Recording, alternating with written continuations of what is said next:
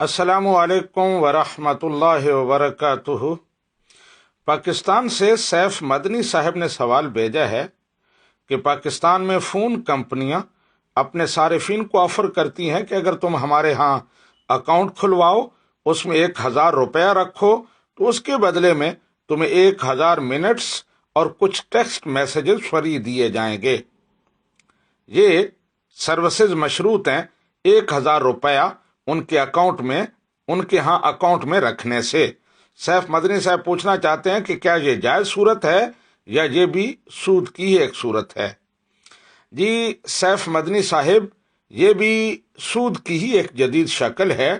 نبی رحمت صلی اللہ علیہ وآلہ وسلم نے ارشاد فرمایا، کل قرض جر منفعۃ فہو ربا، کہ ہر وہ قرض جس کے بدلے میں نفع حاصل ہو یا ہر وہ نفع جو قرض پر حاصل کیا جائے وہ ربا ہے۔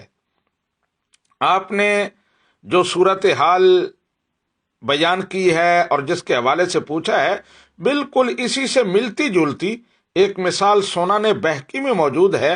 حضرت عبداللہ بن مسعود رضی اللہ تعالی عنہ سے پوچھا گیا کہ ایک بندہ کسی بندے کو یہ آفر کرتا ہے کہ تم مجھے اتنا قرض دے دو، میں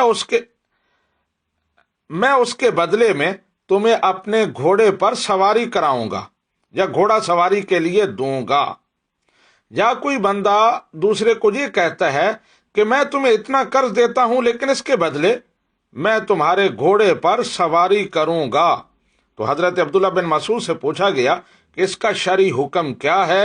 تو آپ نے ارشاد فرمایا، ما اصاب من ظہرہ فہو ربا، کہ وہ قرض دینے والا مقروض کے گھوڑے پر جو سواری کرے گا اور اس سے جو نفع حاصل کرے گا وہ سود کی ہی ایک شکل ہوگی۔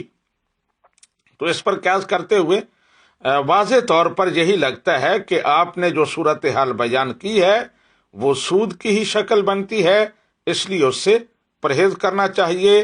ھذا ما عندی واللہ اعلم بالصواب۔